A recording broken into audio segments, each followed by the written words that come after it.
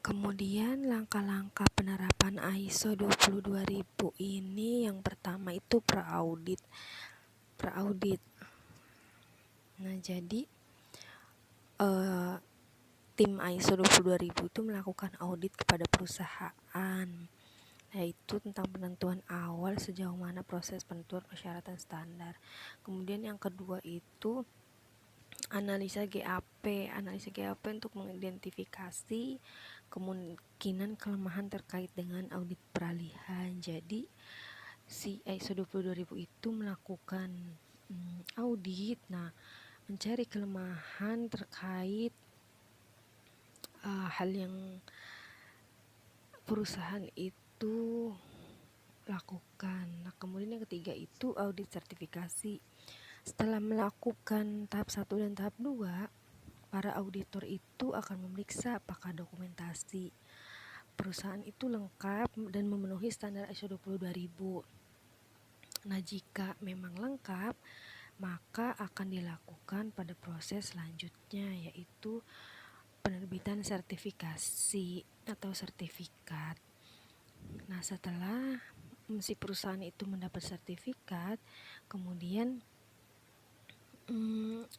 setiap tahunnya si perusahaan tetap ada audit pengawasan untuk memastikan apakah si perusahaan itu konsisten dalam memenuhi standar ISO 22000. Nah, jika memang si perusahaan itu layak dan tetap memenuhi syarat persyaratan standarisasi ISO 22000, maka akan dilakukan sertifikasi ulang. Nah, dalam waktu 3 tahun dokumentasi proses perbaikan. Nah, sertifikasi ulang itu dilakukan dalam waktu 3 tahun dokumentasi proses. Jadi setiap 3 tahun sekali akan ada sertifikasi ulang, pembaruan sertifikasi agar si perusahaan itu tetap melaksanakan persyaratan ISO 22000. Nah, siklus atau metode pada ISO 22000 itu bisa di siklus plan, do, check atau ACT. Nah, standar manajemen ISO dalam peningkatan yang berkelanjutan. Organisasi dapat menggunakan siklus plan, do, check seperti yang dijelaskan dalam ISO 22000. Adapun langkah-langkahnya yaitu rencana, menetapkan tujuan, FSMS dan prosesnya. Kemudian apakah penerapan proses yang telah Anda rencanakan. Yang ketiga itu pemeriksaan, memantau proses dan hasilnya. Dan yang terakhir, menerapkan langkah-langkah untuk meningkatkan kinerja proses. Nah, siapa yang harus mematuhi standar dan mendapat sertifikasi?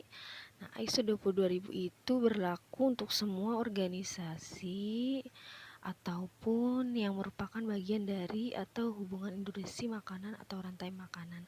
Jadi semua perusahaan yang memproduksi makanan itu berhak mendapatkan ISO 22000 jika memang perusahaan tersebut memenuhi standar. Nah, cara kerja standar ISO itu bagaimana? ISO 22000 itu memberi organisasi sebuah kerangka kerja yang dapat mereka gunakan ketika membuat dan menggunakan FSMS. Nah, dan cara mereka menciptakan sistem mereka, kebutuhan terhadap standar bersifat sukarela, meskipun beberapa organisasi menggunakan keperluan sertifikasi sebelum mereka akan bekerja dengan organisasi lain. Nah, itu saja yang dapat saya sampaikan, kurang lebihnya mohon maaf. Jika ada kesalahan dalam kata-kata, mohon dimaafkan. Wassalamualaikum warahmatullahi wabarakatuh.